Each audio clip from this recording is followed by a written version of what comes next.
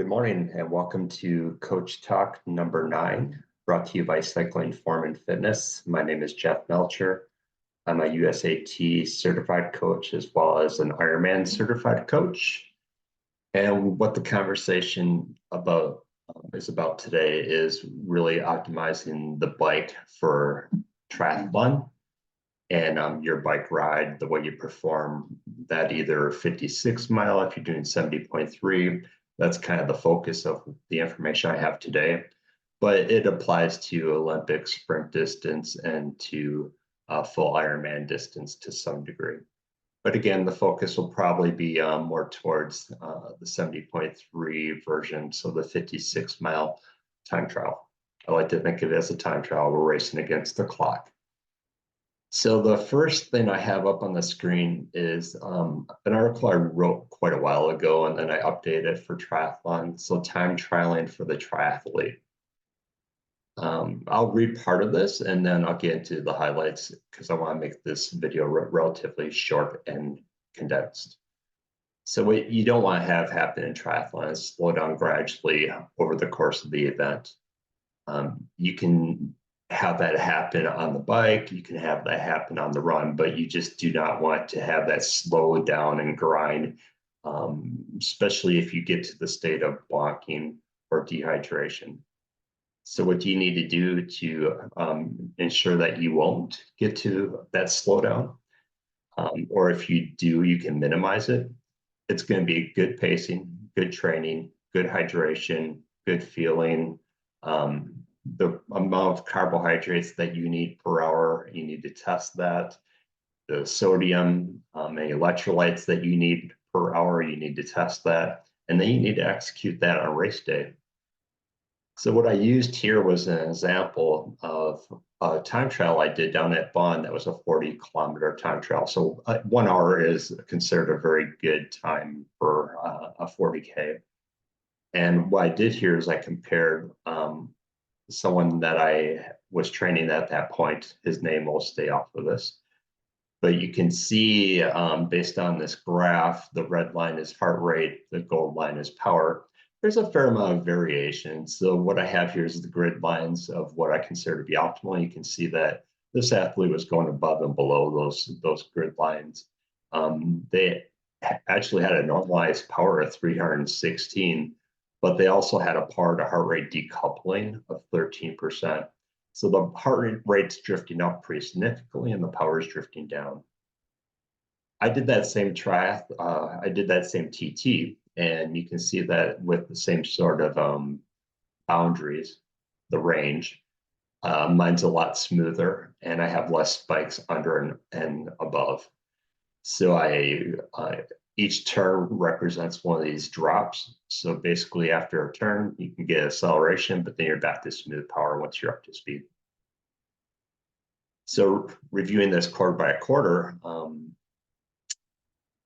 athlete number 1, their normalized power was 347 for the first quarter, and then 322, then 296, then 296. So kind of a fade down, right? And their heart rate kept going up, 169, 173, 176.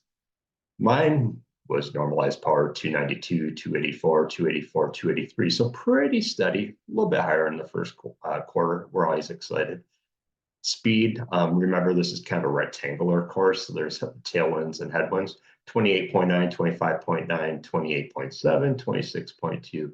So that was an average of 27.3 for the entirety of the event. Probably my fastest 40K I ever had. The other athlete, even though his power was much higher, averaged 24.2. So 24.2 versus 27.3. Quite the difference. So how do you apply that to triathlon and how do you accomplish, I guess, your best bike? Well, one thing you have to do is on the hills, you have to make sure that even small rollers, you don't go significantly harder. So what you do is pedal a little harder on the ups and a little bit easier on the downs. Give your legs a little bit of a break going downhill and definitely try to maintain your speed going uphill. You need to rehearse this during your workouts and your training sessions. If you do this often enough, it becomes just the way you ride during triathlon. So going uphill, I personally believe that you shouldn't go over 20% of your target power unless the hills are very short. So say that my target power was 200 watts. 240 would be the cap unless the hill demanded it. So I'm going to shift all my gears until I get to my easiest gear. And then I'm going to still try to stay below my FTP. So again, say 200 was the goal, 240 is the high limit. My FTP might be 270. All right, just try to stay below 270 whenever possible. Downhill, you can do a little bit less. Maybe you could have 20% less. So instead of 200 as your target, now you can say, well, I can drift down to 160 going downhill.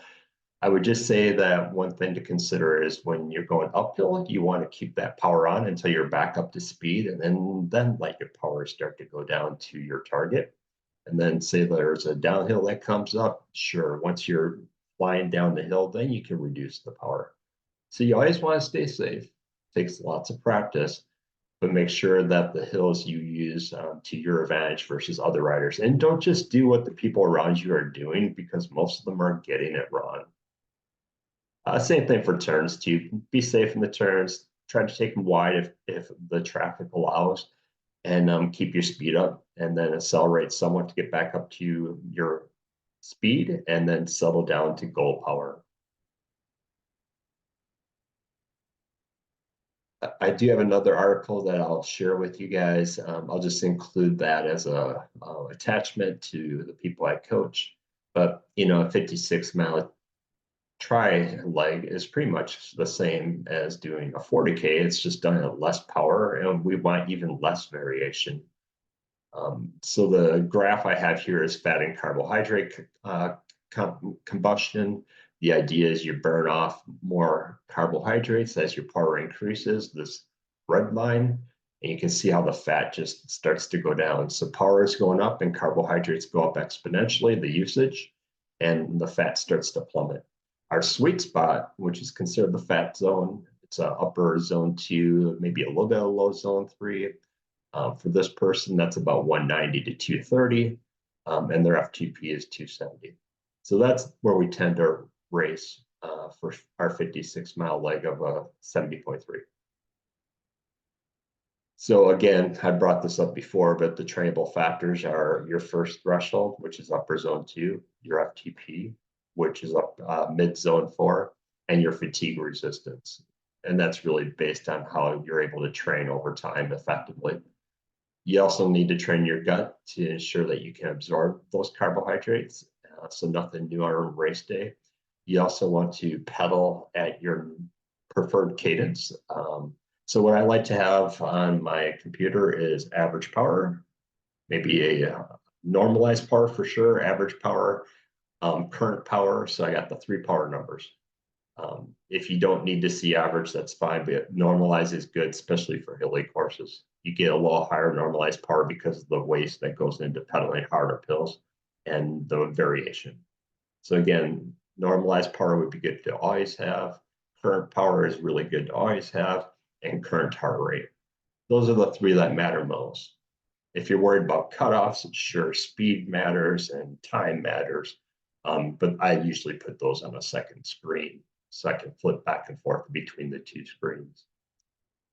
So a lot of information there, but this article does a really good job of comparing a relay 56-mile at Wisconsin, which was hilly. I burned a lot of matches on that one, but I could because I was done after the bike, to Ohio, where I stay below my FTP, try not to burn any matches and be really efficient.